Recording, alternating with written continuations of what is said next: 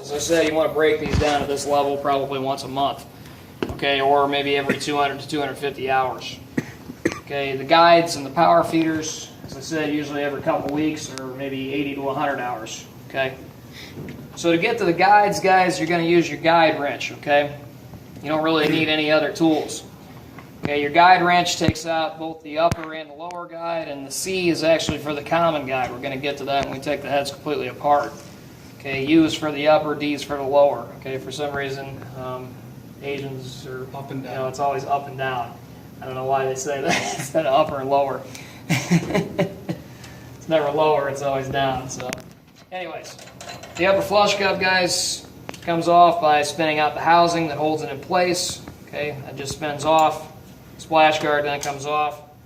The flush cup just falls off, guys. Usually it'll stay in place, though. If you don't do anything, you tap on it, it might fall out. There's an O-ring that sits on the inner lip. You want to make sure that stays in place or it doesn't get lost. Okay. After that comes off, guys, you got your jet nozzle. Okay, that pulls straight down, comes off. It's just got an O-ring that kind of rolls over the metal section right there. Just kind of rolls over it, stays in place. Okay. Once that comes off, you can see the upper guide hanging down. Okay, right there.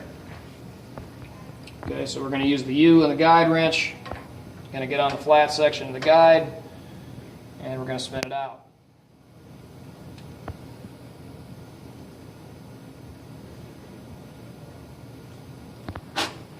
So here's what the upper guide looks like. It is marked. Basically, you can see it says 0.25, so 0.25 millimeter. And basically, when you clean it, guys, all right, as I said, the guides, usually an ultrasonic cleaner works very well on here. The agitation process, it kind of shakes all that crap out of the guide, and then, you know, it cleans it up. Okay, I try to tell people don't use any extremely aggressive solvents on the guides. Okay, like we're talking about using that EnviroClean, you don't really want to use that on the guides themselves. The diamond in here is actually held in by like an adhesive, and if you use anything too terribly aggressive and leave it in there a long time, then it can actually break the adhesive down, and the diamond gets loose in the guide, and then the guide's no good anymore. It won't hold accuracy.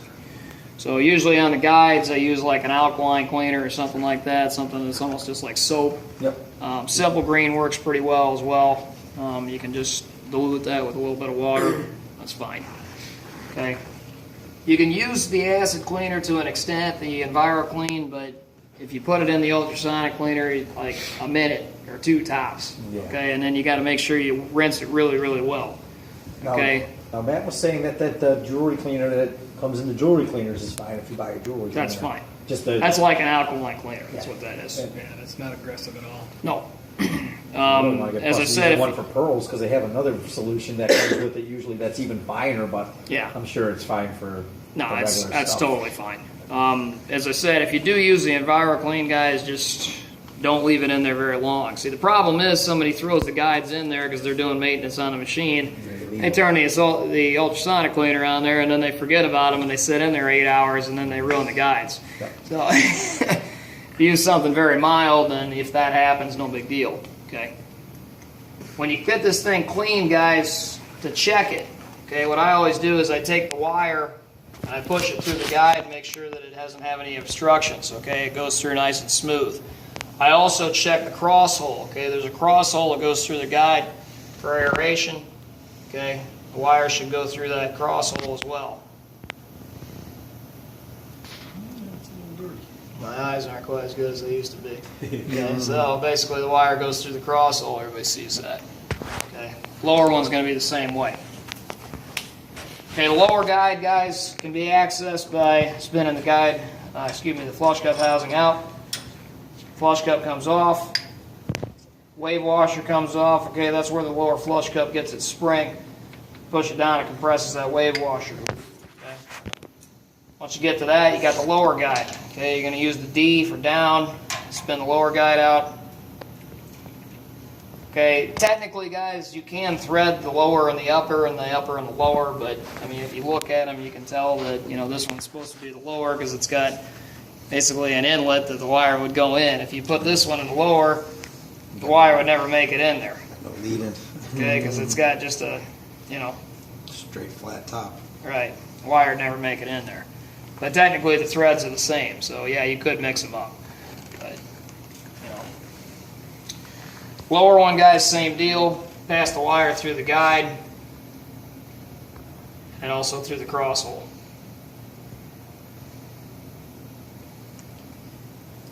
Oh, because on the FX you couldn't mix them up. Right. Okay. Now the power feeders, guys, are going to be accessed by opening this throw lever. Okay, the power feeders can be accessed without having to take anything else apart. Okay, so basically if we just remove the power feeders and don't touch the guides, we don't have to realign the wire because the guides are still in the same original location. Okay, the power feeders, guys, once you open up the throw lever, that takes the pressure off of the power feeder, and basically you can slide it out. Okay, this is what the power feeder looks like. Okay, so it's just a flat bar of carbide. You guys can see there's some scale on it. It's kind of dirty. Okay, generally anytime I take and actually index these, I also clean them a little bit. So I take a little bit of Scotch-Brite, just come right off, and clean it a little bit. Okay. Grooves don't, but the scale does. Correct. Okay. You also don't want to get a whole bunch of scale built up on here because that sometimes interferes with the thread cycle because the wire's kind of got to pass by at least the lower power feeder. The upper one kind of pushes out of the way, but the lower one it's got to kind of go by. So you guys can all see the groove right there. Okay.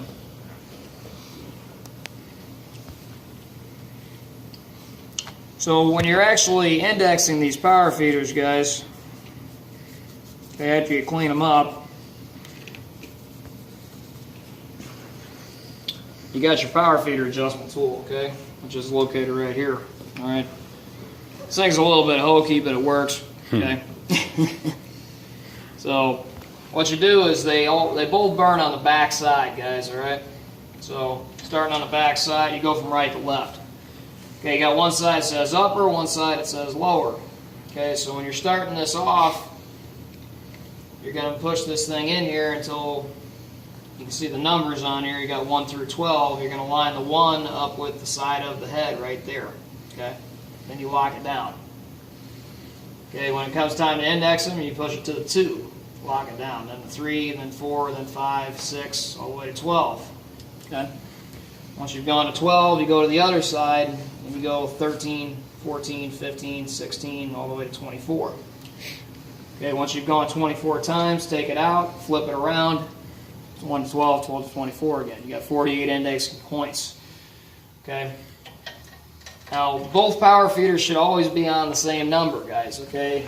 I get a little frustrated. A lot of times people just take the damn thing and move it, and they don't check where they're actually at. They just move it to an arbitrary spot, so they got a fresh spot, and then that's it, okay? You start burning randomly all over the place, and then you don't know where you're at.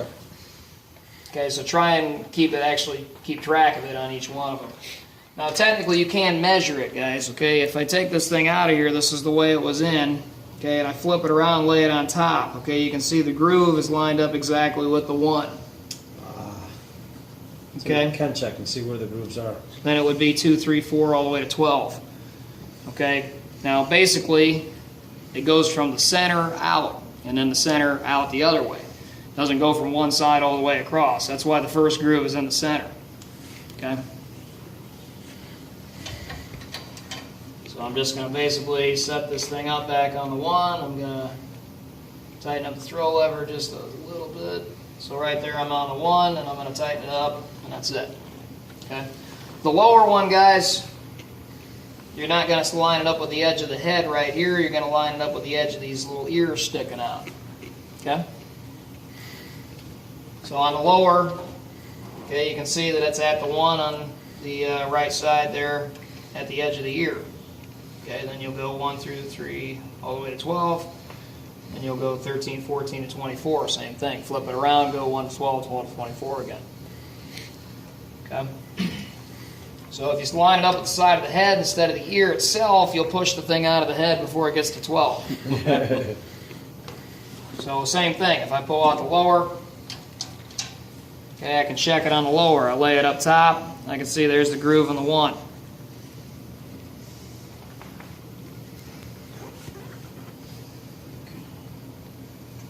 Okay.